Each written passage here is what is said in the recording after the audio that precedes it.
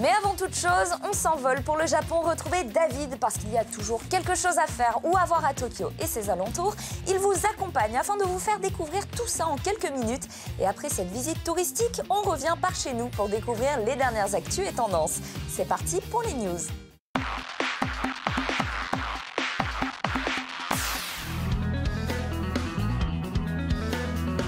Konnichiwa, salut à tous. Aujourd'hui, nous sommes au centre de convention Tokyo Big Sight et je vous emmène au Tokyo Motorcycle Show.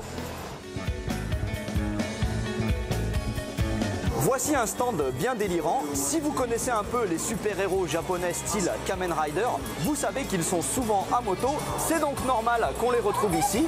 Alors là, sur ce stand, il y a notamment Kamen Rider Gaim.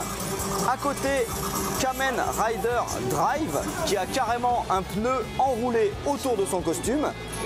Et à gauche, l'un des plus récents, Kamen Rider Ghost, qui a une moto ultra cool, qui me fait un peu penser à un robot d'Evangelion. Maintenant, je suis sur un stand spécialisé dans les tandems, sidecars et autres trucs exceptionnels. Et regardez-moi un peu ce monstre incroyable fait par une marque japonaise. Alors, son moteur est très puissant. Il s'agit d'un V8 de 6200 cm3. Le design est bien ouf aussi, complètement rose, avec plein de petites touches rétro. J'adore. Ici, il y a des motos qui sont un peu à l'interface entre une voiture et une moto, puisque vous voyez, ce sont des modèles ultra stables. Soit il y a 2 roues à l'arrière, soit 2 roues à l'avant. C'est entièrement protégé de la pluie et à l'arrière, on peut même mettre des remorques.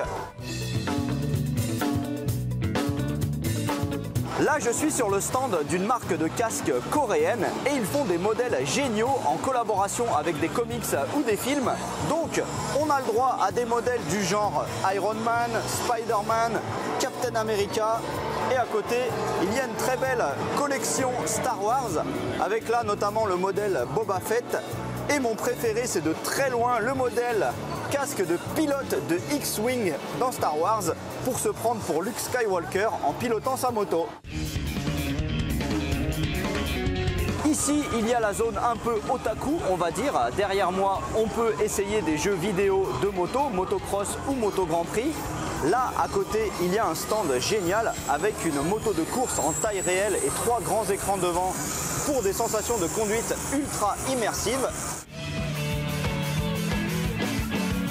Voilà, c'était un très bon salon, mais c'est vrai que je vous ai surtout présenté des trucs un peu exceptionnels plutôt que les nouveautés chez les grandes marques, tout simplement parce que je ne m'y connais pas grand chose en moto. Moi, je roule à vélo. Allez, à plus, ciao, mais...